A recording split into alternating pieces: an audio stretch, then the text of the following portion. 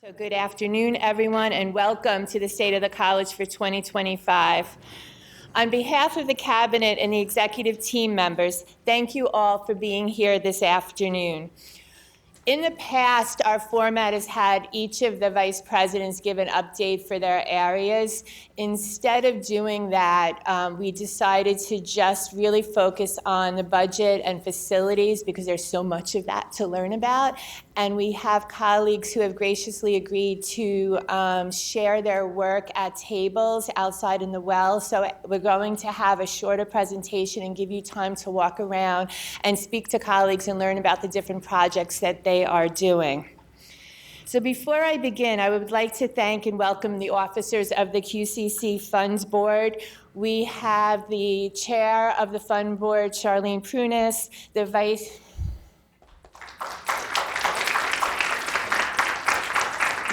Chair, Ron Appel, and Secretary, Dr. Jasmine Moshapur.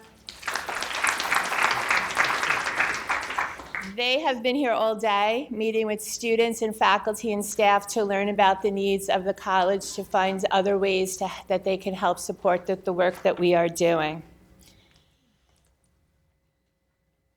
So reflecting on the current state of the college, I see that we are innovating and evolving to meet today's students' needs and have successes to celebrate. While progress on our 5-year strategic plan goals do continue, there are milestones that we should acknowledge. Faculty and staff are working really hard on these goals, and I want to celebrate that work. Your efforts are truly making an impact. And overall, student retention has grown by nearly 10%, which is an incredible achievement.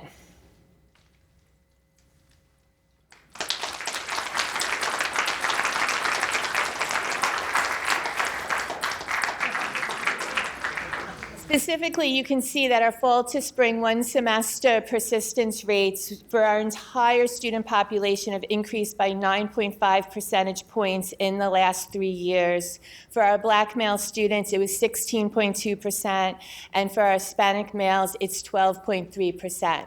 We know that this is preliminary, right? It's just persistence, but you're going to see by doing this, right, they're still with us. The chances of their increasing their graduation is that much greater. And all of this is based on the work that everyone on this campus has been working towards. So I appreciate all of the work that has happened.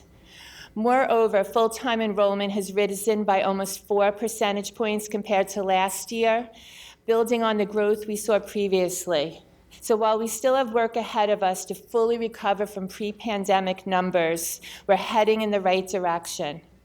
We're committed to continuing the positive trends by using creative and targeted strategies such as reaching out to prospective international students. We know that the high school populations are decreasing in New York State, so we need to look at other ways to increase our enrollments through bringing back students who have stopped out, looking at the adult population. So over the winter break, I had the privilege of inviting 3 groups of international students to my home for a meal. So they were invited to come, cook, and then sit down and talk about their experiences with us. And we learned so much about the needs that they're having. Many of these students were here for their first semester. They're living alone. They found apartments on Facebook. They're trying to not just navigate college for the first time, but they were also trying to navigate learning New York City, how to use but every single one of them have gotten lost on the buses, right? How to open the door of the bus, how to use a laundromat. So we're really looking to see how do we help continue support these students. And one of their biggest concerns is they can't work outside of campus. So figuring out how we can increase the number of jobs on campus to help support the students. A retention effort that has proven successful is our caring communication with students using Persistence Plus. It's grounded in behavioral science, and Persistence Plus is a platform that gives our students personalized nudges to help them achieve their academic goals, reframe obstacles, seek help from campus resources, and navigate the path to graduation. Students are automatically subscribed on the platform, and we found that over 90% remain subscribed because they find the caring communication from these text messages helpful. And if you ask students about it, they all talk about how they got it. One of the international students told me that she uses it to improve her English skills because when a student responds, the platform responds also, so she would be able to go back and forth with them. The feedback that we have received from students has resulted in us increasing the mental health and wellness nudges, and in the fall 2024 semester, we introduced more wellness flags and alerts for students. This spring, we will expand on the work but with Persistence Plus to use similar languages in our students' emails, early alert messaging, and ultimately incorporate the language in other communication channels like Navigate 360. Our initiatives to strengthen the first-year experience, improve outcomes in our low-success courses, and expand career learning opportunities are just getting started. And our colleagues are at the forefront of these efforts, are going to be in the well afterward for you to talk to them and learn about the work that is happening. This ongoing review of our programs and services is essential for our self-study and preparation for reaccreditation with Middle States Commission on Higher Education. Dean Arthur Corradetti has led this effort, and he has 3 executive steering committee members, and I would like to thank the faculty, Dr. Andrea Salas, Dr. Peter Bales, and Dr. Robert McAleer for agreeing to serve and take on this huge and important commitment of being on the executive committee.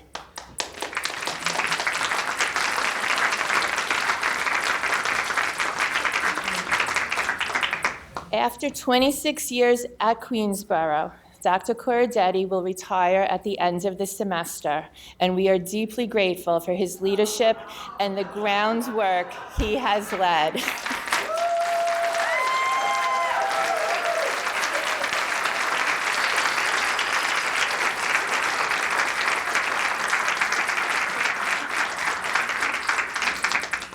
I've shared, I knew already long before I got to Queensborough because we both went through pathways together as deans, going to CUNY Central and going through that together. So I've always had a warm place in my heart and was very excited to be able to come and work with him personally. And he has left us in a good place. I know, knowing that he's retiring just in the cusp of Middle States coming, but he has really left us in a really strong place. We have 3 amazing faculty willing to lead it. We've had over 90 people so far, right? Do I have that number? 60 people.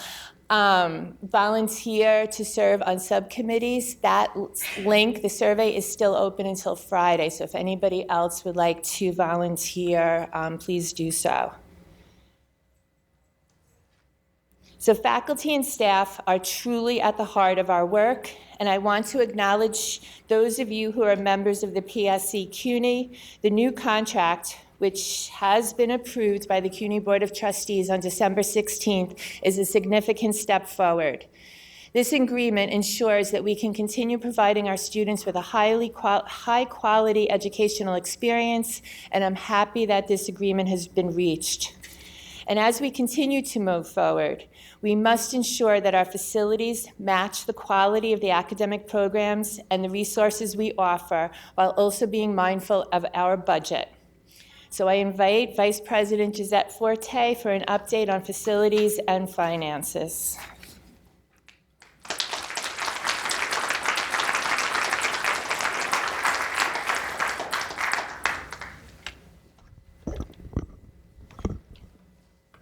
Good afternoon to my QCC family. It's nice to see you today. Thank you for joining us. It's truly an honor for me to stand before you to talk about important subjects for our community. It's truly an honor because we're coming together to celebrate our accomplishment as an institution. It has been a long year of challenges, but despite those challenges, we have remained committed to the work, to the institution, to our students. So I celebrate that. It has been important for us to make sure that we remain committed to the strategic planning and the prudential fiscal management. That's what keeps us going. It is a privilege for me to witness the dedication, the resilience, and the passion of this community.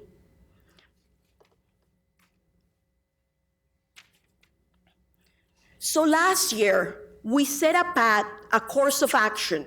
And so I'm happy to share that through the year, we have worked on this comprehensive path to get us out of the deficit and to balance the budget.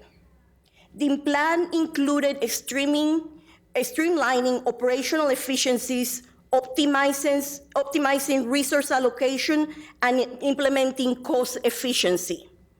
And so, in conjunction and partnership with admissions and other groups around campus, we started with an increasing of the enrollment. We submitted a comprehensive plan to CUNY Central in which you have in front of you. We committed to increase our enrollment by 3% every year with 100% retention.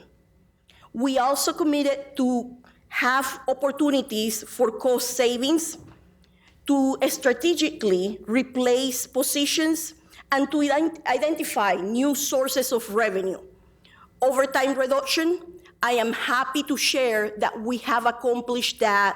We have reduced overtime by 50%. And I will say to you that B&G has been the biggest group to accomplish that. I thank Vivi and the team for executing on those items. Purser's office have worked in increasing collections, and auxiliary, the dining services, is now contributing more to the campus operations. I wanted to give you a picture of what it means to have an enrollment plan. And so this, what you have in front of you, is a projection of our enrollment plan in which we're committing, on average, to bring 300 students every year for the next few years. That increasing in student enrollment means that for every 100 students, we receive about $400,000 per year.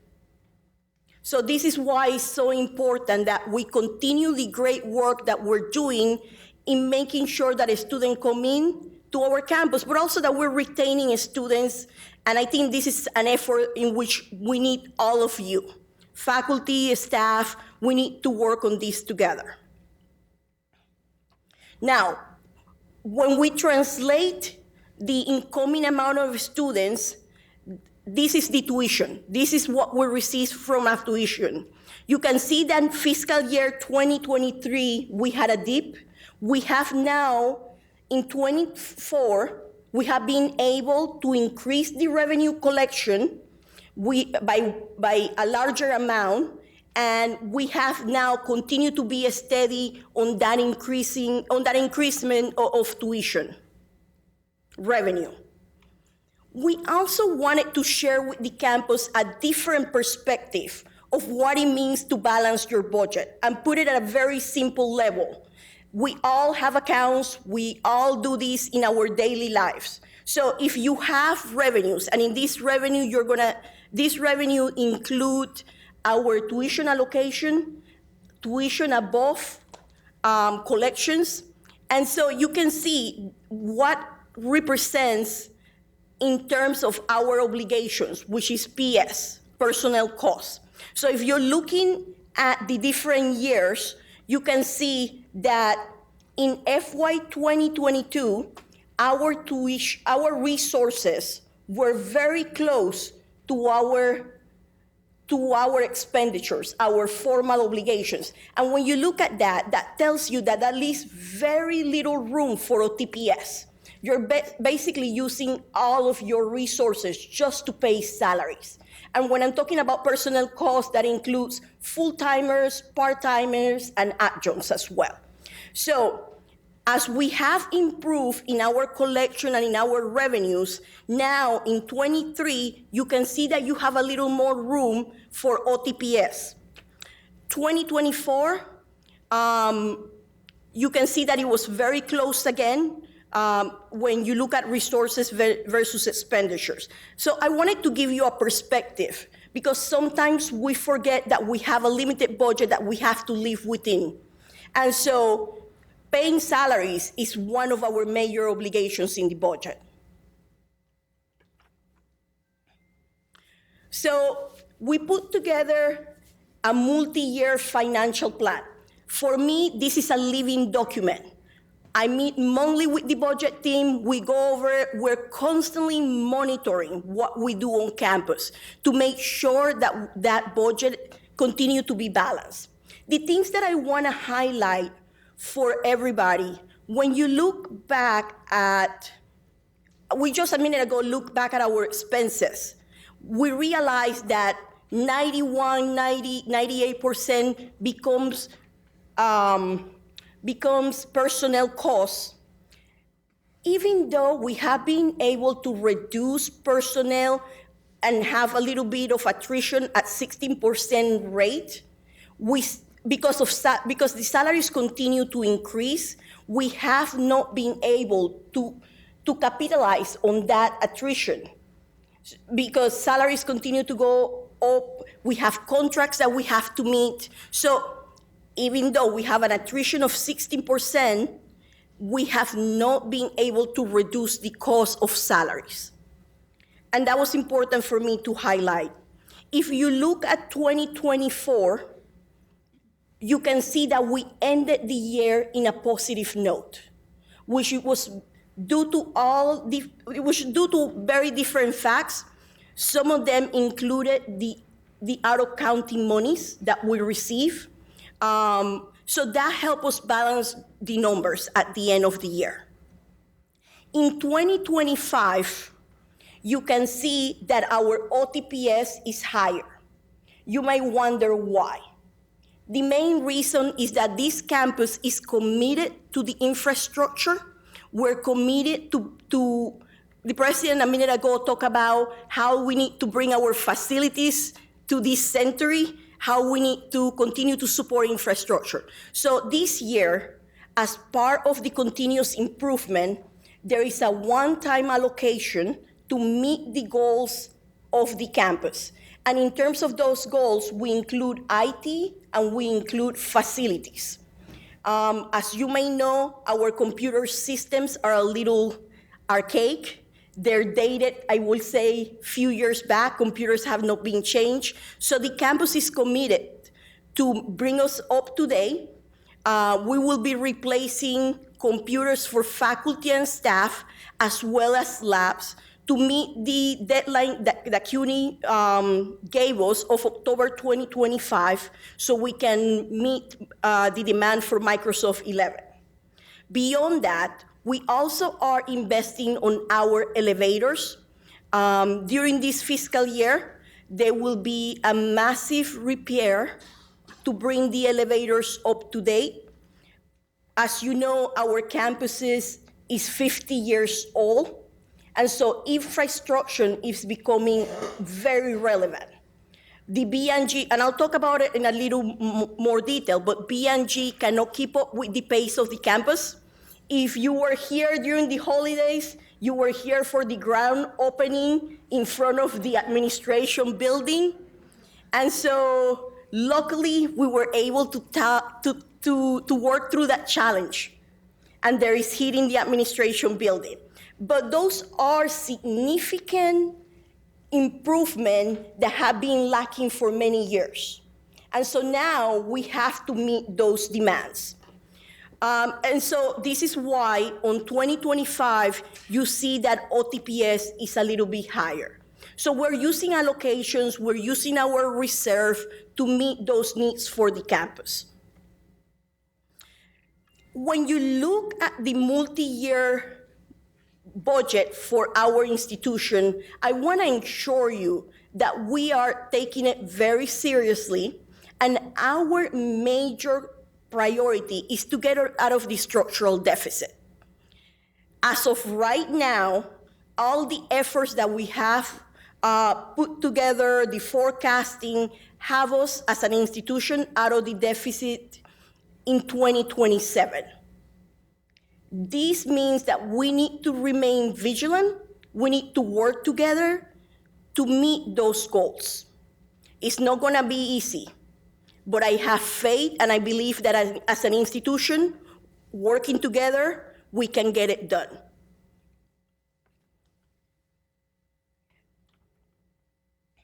There's still concerns. I want to make sure that we're not spending more than what we have. I want to make sure that we're maximizing our resources. And I don't know if you had the opportunity to hear Patty Ramos' presentation on the Bird Cliff and how demographics in enrollment is changing, but I have to say that it's eye-opening. We still have to look at those groups that we can enroll in our institution. The partnership with VP Mitra and the rest of cabinet has been very important in order to make sure that we're bringing those groups, that we're marketing to the right groups, and that we're continuing to increase enrollment. There is so much work ahead of us.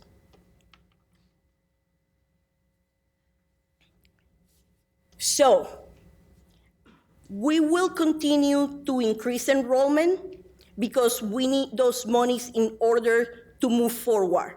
We are planning for increasing revenue collection. So far, the borsas have been increasing 1% collection, temp services reductions, overtime reduction. We're being very strategic in terms of the overtime, and then auxiliaries contribution. Everybody that goes to the dining services, that go to Starbucks, thank you, because those are the resources that then turn back to our students. We use them for tutoring. Different areas are supported by what you consume on campus. I want to say that we look ahead. We remain optimistic of the work that we have to accomplish, and we're happy because of the progress that we have made. Now, I talk about facilities. You know, you often get my emails when something is not going well. I want to share with you more information. So as you know, we have 37 acres, 15 buildings. They're 50 years old or so, and so they need constant repairs. Some of them are part of capital projects. Before I joined QCC, years and years and years, and we're still waiting. But now that I'm here, I want to prioritize facilities. I want to make sure that when faculty, students, and staff are on campus, you're safe, and you feel safe. Now, when we talk about capital projects, we talk about monies that are earmarked for those projects. They're coming from city, they're coming from state, and then that means that this requires DASNY to also be part of the projects. I can tell you that most projects, the list is long, most projects are delayed 1 year to 2 years. The president lobbied for money for elevators, for the medical arts and science building. Those are elevators that are permanently not working currently, and we're 1.5 years from DASNY getting here and taking over and bringing those elevators back to function. When we look at the pipes that you see in our quad, that's 1 year away. Hopefully, we'll get the project started during the summer. But again, those were projects that were planned many years ahead.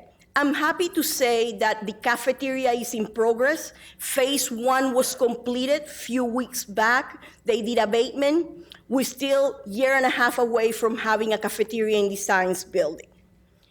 Childcare. I often get questions about when is the childcare going to be ready. We started the project during this fiscal year. We started the abatement. That process was completed. Now we're in the second part of phase 1, which includes pipes and other type of work. So we'll continue to make progress and then continue to get additional funding so we can move to phase 2.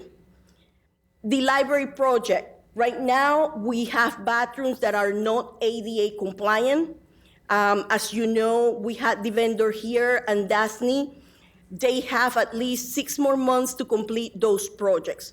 When all is said and done, we will have ADA compliant bathrooms in the library. But that's just the beginning. When we look at other buildings, we still have work to do to bring our restrooms and our bathrooms to ADA compliance. So I say all this to thank you for your patience, but also to tell you there's more work ahead, and I'm gonna need you to work with us because it's not gonna be easy to get those work completed. In the other hand, I'm happy to report that the in-house projects done by B&G and the facility teams are moving ahead. If anybody had the pleasure to walk on the other side of campus, you have seen the progress. They have upgraded and resurfaced the tennis courts. They created 6 pickleball courts, and they continue to work. During the spring, when the weather gets a little better, there is plans to upgrade the track. It has been probably 10 years since the last update of the track, but we're committed to bring our athletics facilities to a good state where our students can use it and enjoy while they're on campus to make their experiences better. There is a lot, the list is long. The list is long. There's a lot of projects that we're trying to tackle as fast as we can, but I have to be honest. Human capital is important. We have more projects than people. So when we don't get back to you as fast, please be patient. If you see my facility teams, say hi and thank them for being here on weekends, during the snow, for cleaning our facilities, and for getting us through the hard time. They truly are the heart and soul of this college. And they're very proud about the work that they do for our campus. Dining services. There has been a lot of change in terms of our dining services, so I wanted to take the opportunity to highlight the happy moments. You know, Tiger Bites opened last year in December. It's located in the basement of SUL, and I'm happy to share that it's doing very well. We now have 2 Farmer Fridge machines on campus. They provide more options for our vegetarian students at an affordable price. There's 1 machine in the medical arts and another one in the administration building by the elevator bank. So I also wanted to share that for those that are on the move, Starbucks will be providing services where you can order through your mobile app and pick up. Okay, I know from my window I can see the lines every day, which is good for revenue purposes, but I know we wanted to do better by our students that are running to classes. So now we have that capability, and you can order through the mobile app and pick up at a Starbucks. We're always looking to improve the experiences of our students, faculty, and staff. So I welcome your ideas. I welcome your feedback. If you see me on campus and there's something that you want to share, feel free. And also I wanted to share, as we follow more of CUNY guidelines, you know we are moving through a cashless campus. There is not an official date yet, but at some point, our dining services will only accept 2 types of payments. And when I mention 2 types, one is through credit card, mobile apps, and the other one is through our ID. There are fill machines in every building that has dining services. That means the library, that means the administration building, Oakland, and SUL. In those fill machines, you're able to put cash in your ID and then purchase at different locations. I need us to move towards a cashless campus.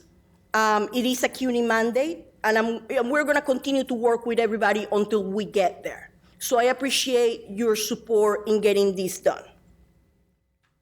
So I want to thank everybody. Thank you for your support, and congratulations on celebrating the progress that we all have worked so hard to achieve.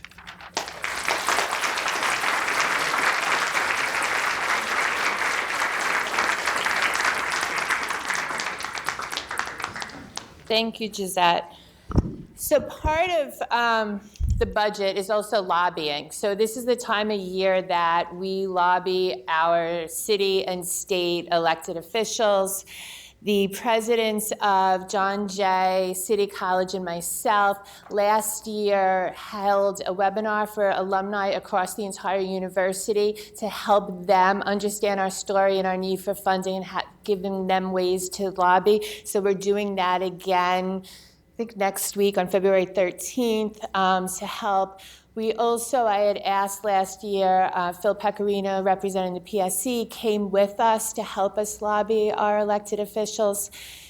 In 2011, the state stopped funding the contractual increases, right, for the contract.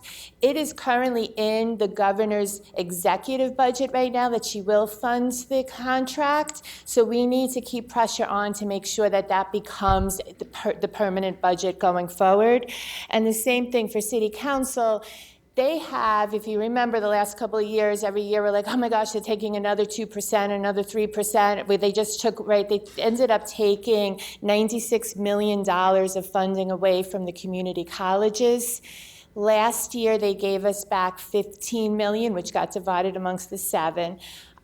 This year, it's not in their budget currently to reimburse us either the 15% or the 15 million or the 96 million. So it's really important for us to keep talking about the story of CUNY and our needs for funding. So the other thing, right, as I start to close, is about the executive orders that are happening and the changes within the government. So we are keeping, constant watch on what is happening. With regard to immigration, I've shared this a few times, but I think it's really important that everyone understands. As of today, right, the regulation is that ICE cannot come on campus unless they have judicial warrants for a specific student, and that has to go through our public safety and legal counsel before they can enter campus. They can't just come to classrooms and start randomly looking for people. We do know that they've been to Baruch with the warrants for a specific student, right? So we're very aware, everyone knows what needs to happen. We are sharing resources with students through text messages, keeping them up to date on the CUNY website for immigration students. There's lots of resources on there. There's a video on there that is really important for everyone to see. It talks about what you must do and should not do if ICE stops you on the street, what you should do or not do if ICE comes to your house, how to prepare if you think you might get picked up, to have your documents and paperwork in place for your family to still be able to access your information and your accounts and stuff, and also what you should and should not carry on your person. So we have shared that with students. It was in the welcome back message with the link, so you could always look at it there. We just printed out, or we're in the process of printing out, what they call red cards that are business card size that tells students their constitutional rights, right? Don't sign anything. You don't have to say anything without representation and such. On the back of it, it's written out so that they can just hand the card to somebody that says, I don't want to talk to you, these are my rights, so that they don't have to have any communication. They could just hand the card to somebody that stops them. So they are going to be in buildings all over campus. We'll make sure that we get them into everybody's hands. We'll keep everyone informed as if things change. The other change, right, was the stop on federal funding. it's been paused, right? The stop has been paused. That doesn't mean that they're giving us back the money, right? There's still a review process that's happening. We're waiting to see what does that mean for our grants. The grants office, Dean Poland have been on top of it, working with the Research Foundation.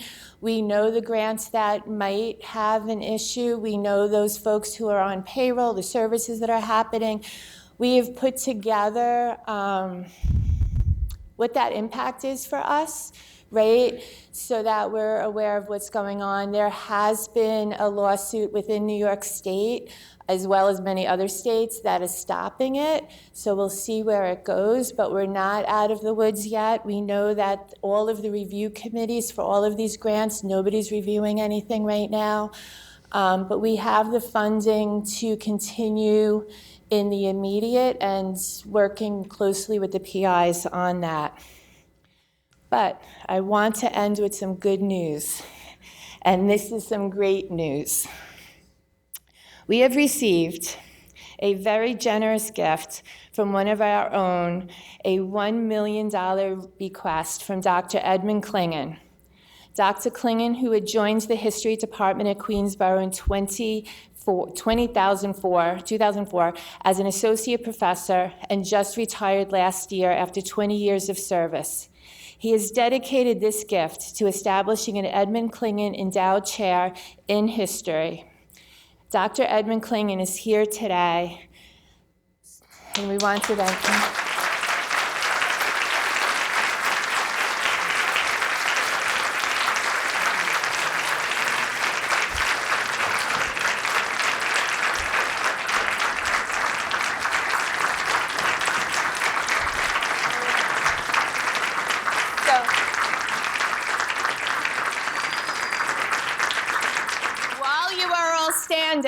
You are going to follow me into the well so that we have a champagne toast for Dr. Klingon.